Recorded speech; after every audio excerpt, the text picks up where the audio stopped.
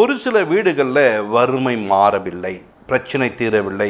நிறைய நேரத்தில் ஒரு சிலர் கேட்பாங்க, பாஸ்டர் சர்ச்சைக்கு உள்ள நாள் வரும் பாஸ்டர், ஆனால் என்ன பண்ணல, கடன் மாறல பாஸ்டர், கண்ணீரோடு தான் அங்கே இருக்கிறோம் அப்படின்னாங்க. ஆனால் கேட்கும்போது பார்த்தீங்கன்னா அவங்க என்ன சொல்லுவாங்கன்னா, இப்போ பரவாயில்ல பாஸ்டர், நல்லா சாப்பிடும் பாஸ்டர், ஆனால் அவங்க வீட்டுக்குள்ளே இருக்க கடன் மாறவே இல்லை, லோனு மாறவே மாட்டேங்குது, தண்டல் மாறவே மாட்டேங்குது.